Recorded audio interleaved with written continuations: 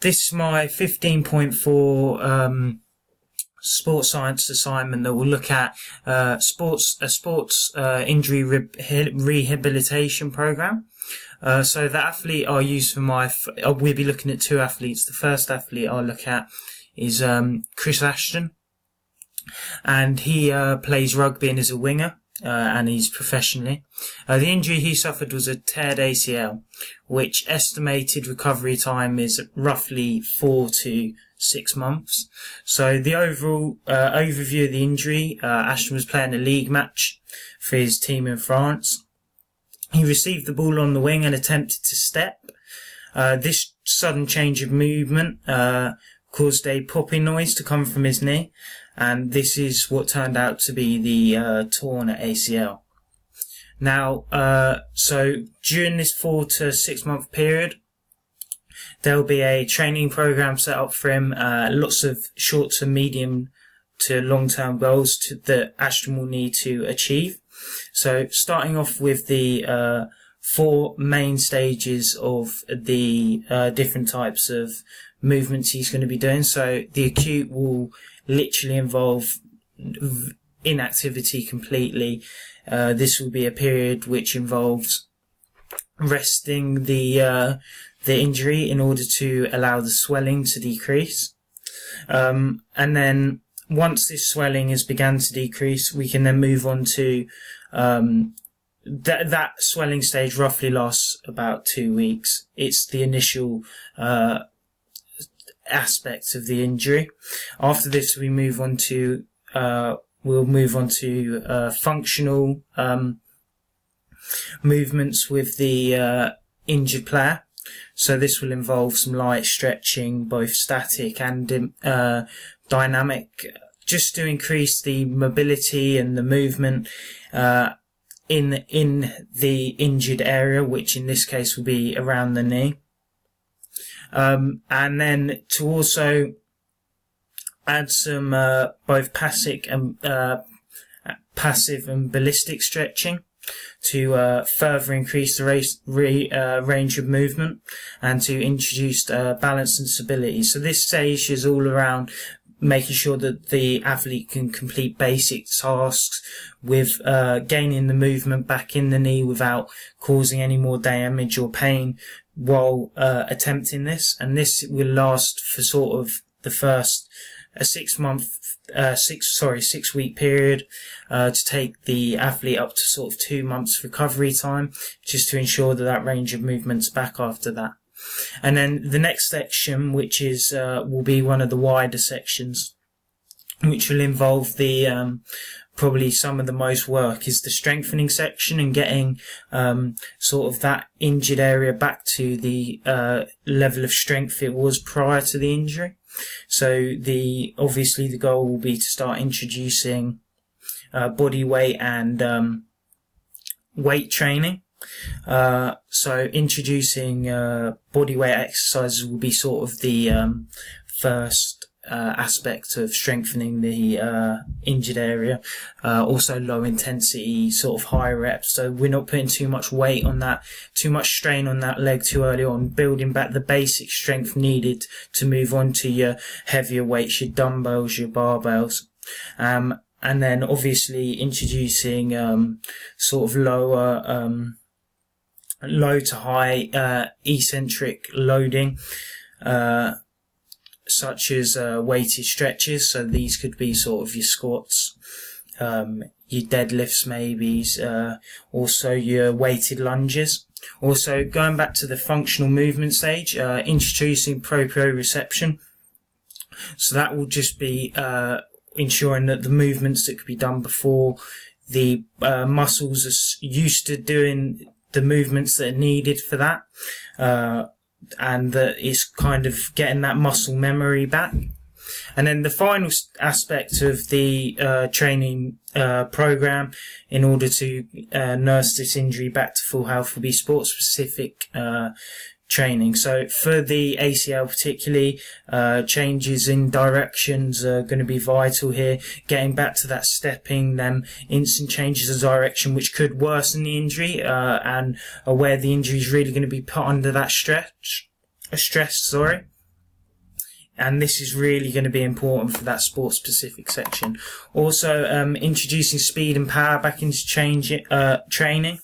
So, ensuring that they're kind of able to run at full speed, complete sort of sidestepping drills at full speed. And this will come sort of later on in the recovery, will be one of the last things they do. And then obviously getting them back into that game specific training, integrating all the stuff that would have happened throughout the past sort of 8 weeks will be vital to, ensuring that the athlete doesn't suffer any setbacks, and that it's all done within the time period that the athlete needs in order to get back to full health.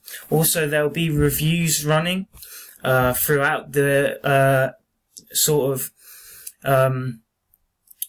training plan. So this will just ensure that the athlete's where they need to be. If they're not, just take it back a step, carry on with the step they're on, or lessen it, just so you're not over aggravating the injury. And these checks will come in every 2 to 3 weeks. And if the athlete can't complete say they can't complete their eccentric loading and the weighted stretches, then you will just simply take it back to the barbell and the dumbbells with high intensity, low weights, and it will just be moving back a section. And then just to briefly mention the stages of healing. So obviously the first aspect of the injury will be the sort of inflammation stage. And this will be obviously where the swelling comes up. The athlete won't have very much range of movement here. That will last sort of the first couple of weeks. And then the repair stage is obviously where the damaged muscle tissue is being healed and recovering and repairing. And then the modelling stage will be introducing a bit of strength back to that injured and rebuilding the strength up of those newly formed tissues after the injury. So moving on to the treatments, and this was done on a scale of sort of 5 being that they're most important during this period, and 1 being that they'll only be briefly used. So as you can see, the hot and cold treatments come in very early on, and then there's a lot of taping going on just to support the knee. Cupping's also in there, a bit of flexibility and proprioception work, and then later on you get your strength, a bit of IA STM sort of stuff, and then a little bit of your soft and deep tissues, but we'll go into more detail in this in a minute. As you can see from the graph, this is sort of a line graph of where the treatments will go. You can see that from the colours, obviously the thermo and cryo treatments are very important early on. They're very high up on the graph. Taping them becomes a big factor, along with proprioception, getting those muscles back used to working. But going into it, explaining, so during the inflammation stage, the hot and cold treatments will be the main treatment used here, as these will help to reduce blood flow to the injured area and will help to reduce the pain and the swelling suffered. So reducing that inflammation as quick as possible will help get the athlete back moving again, back up on their feet, and back doing the sort of proprioception work, which will then come into the next stage during the repair stage. So during the repair stage, you'll again be using the hot and cold treatments to just ensure that inflammation or any potential inflammation that could come from going back to training is managed, is kept under sort of an acceptable level. And then obviously, to ensure that the injury remains sort of stable and that the injured area is given some stability, taping will be used to do this, so that when the participant is completing their proprioception work and their stretches and getting that movement back into place, they'll be able to have that stability, that structure. And then moving on to, cupping will also be used. This is another way of reducing blood flow to the movement. And then moving on to the remodeling stage, this is where the introduction of soft and deep tissue massages will begin to work. So the reason that soft and deep tissues aren't going to be used further on, and that cupping and hot and cold treatments are going to be used, is because they reduce blood flow. They're going to stop any swelling. Whereas soft and deep tissue massages, deep tissue massages are used at getting any tension or tightness away from the muscle, or surrounding muscles or area of pain.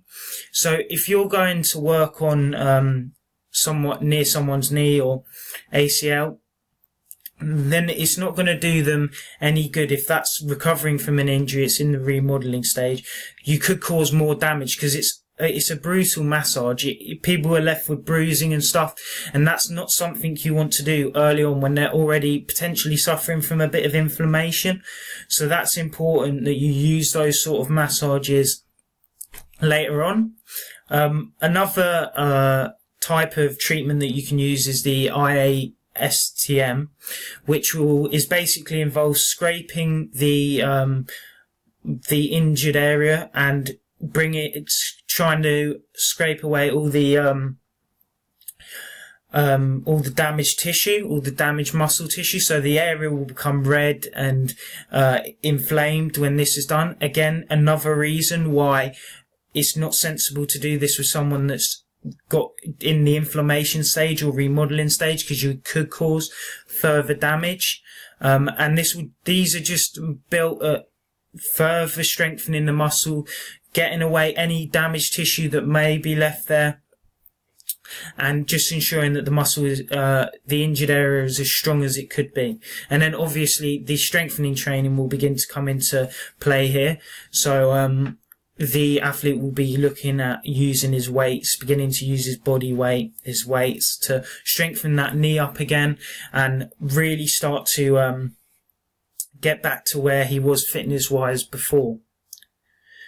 And then moving on to the final goal setting. So obviously short term is literally going to be rest and put the injury under no pressure. Do nothing basically. And then after a couple of weeks, when you've starting to be able, the inflammation's gone down, then look at completing stretching sets. And then obviously complete, after the stretches are complete a review, continue the recovery, continue the stretching.